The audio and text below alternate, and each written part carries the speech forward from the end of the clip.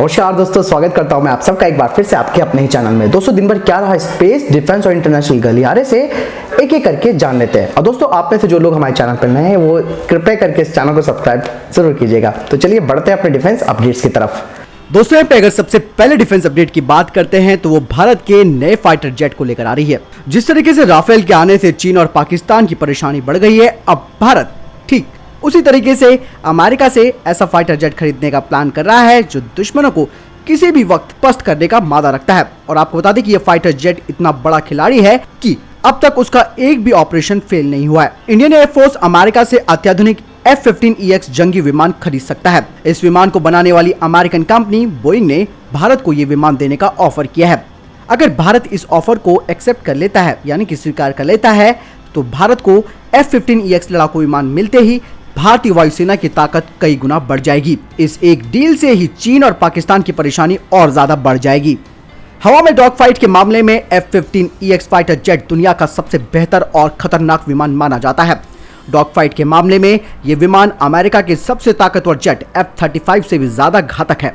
ये अब तक के अपने मिशनों को 100% पूरा करके आया है। दुश्मन के विमान कभी भी इसे मार गिराने में कामयाब नहीं हो पाए हैं। F-15EX मैक 2.5 की स्पीड से उड़ता है और दूर मौजूद दुश्मनों के विमान या उसके रडार को भी ध्वस्त कर सकता है। F-15EX की सबसे बड़ी खासियत ये है कि ये विमान अपने साथ 14 टन का हथियार ले जा सकता है और दुश्मन के खेमे में तबाही मचाकर वापस लौट आएगा।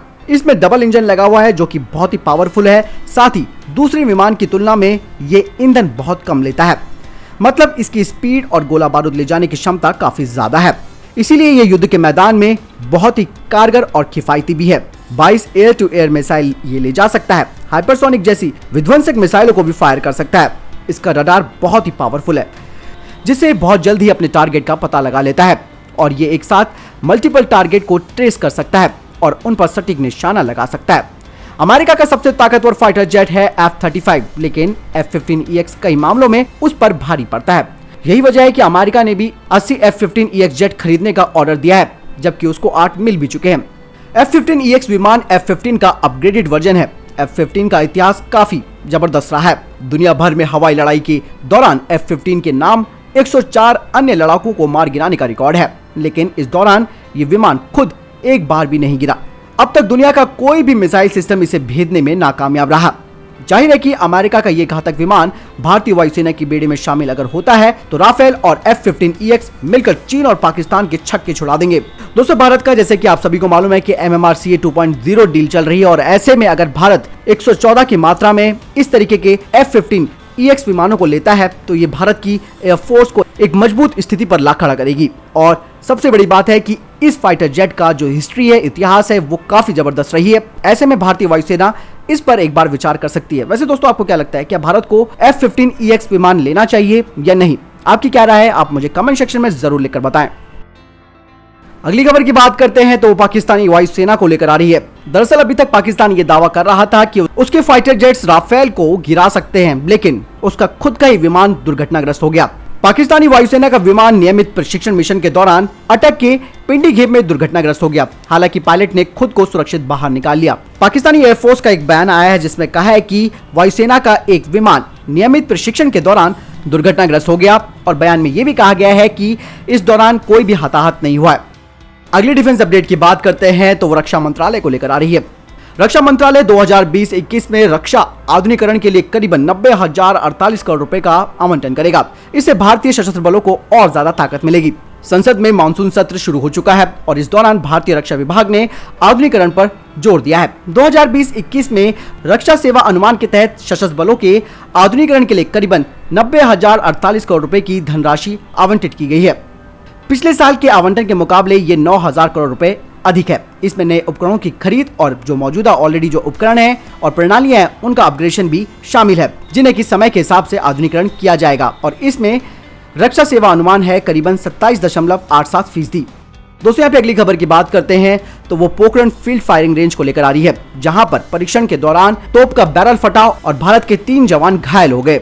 दरअसल आपको बता दें कि पोखरण फील्ड फायरिंग रेंज में DRDO और सेना की देखरेख में 2 निजी भारतीय कंपनियों के द्वारा निर्मित तोप का अंतिम परीक्षण चल रहा था। परीक्षण के दौरान अचानक तोप का बैरल फटा पोखरण फील्ड फायरिंग रेंज में पिछले 3 से 4 दिनों में तोप के परीक्षण चल रहे थे। यहाँ देश में निर्मित 155 mm और 52 कैलिबर की हावर्ट्जर टॉड तोप के विभिन्न मानकों पर जांचा परखा जा रहा था।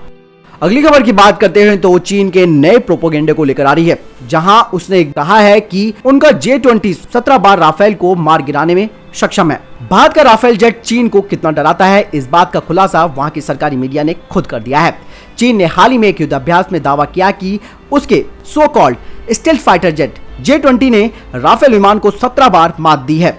साथ ही डींगे हाँकते हुए चीन की सरकारी मीडिया ग्लोबल टाइम्स ने लिखा है कि इससे एक बार फिर साबित होता है कि J-20 भारत के राफेल पर भारी पड़ेगा। साथ ही चीन की ग्लोबल टाइम्स ने लिखा है कि PLA की पूर्वी थिएटर कमान के वांग हाई एयर ग्रुप से जुड़े एक युवा पायलट चेन शिनहाओ ने अपने साथियों के साथ तालमेल बनाते हुए विरोधी के 17 फाइटर जेट्स को मार गिराया।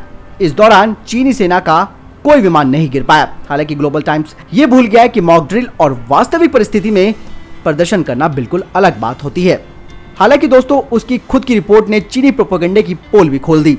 वहीं PLA डेली ने अपनी रिपोर्ट में कहा कि चेन शिनहाओ ने नए एयरक्राफ्ट J-20 को केवल 100 घंटे ही उड़ाया। ऐसे में सवाल उठता है कि ऐसा नौसिखिया पायलट क्या दुनिया के सबसे आधुनिक माने जाने वाले राफेल के खिलाफ एक इतना अच्छा प्रदर्शन कैसे कर सकता है। वहीं PLA डेली ने अपनी इस रिपोर्ट को कवर करते हुए भारत के सुखोई 30 MKI की तस्वीरें लगाई। ऐसे में ग्लोबल टाइम ये कैसे कह सकता है कि उसके J-20 ने भारत के राफेल के खिलाफ युद्ध अभ्यास किया, यानी कि ये चीन का बड़बोलापन है और किस तरीके से झूठी खबरें दिखाता है।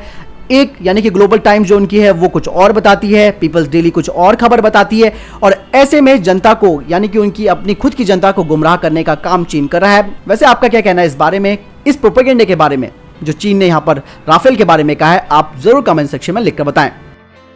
अगली खबर की बात करते हैं तो सुखोई 30 MKI को लेकर आ रही है। HAL ने इजरायली राफेल कंपनी के द्वारा आपूर्ति की गए सॉफ्टवेयर डिफाइंड रेडियोस यानी कि SDR का एकीकरण सफलतापूर्वक सुखोई में कर लिया है। Su-30 MKI में अब एक स्वदेशी AN/110A VOR/ILS सिस्टम भी है, जो लैंडिंग के लिए आते समय निर्धारित ग्राउंड आधारित बीकन का इस्तेमाल करके विमान को नेविगेट करने में मदद करता है। एक नया अपग्रेडेड रेडियो एल्टीमीटर पायलट की मदद करता है जब वो 25,000 फीट से नीचे के स्तर पर या फिर रात में उड़ान भरने के लिए। इजरायली राइफल कंपनी ने 400 सॉफ्टवेयर डिफाइंड रेडियोस यानी कि SDR का कॉन्ट्रैक्ट जीता था इंडियन एयरफोर्स के लिए, जिसके तहत भारत सुखोई 30 MKI की एंटायर फ्लीट, मिराज 2000 और LCA तेजस फ्लीट में इनका इस्तेमाल करेगा।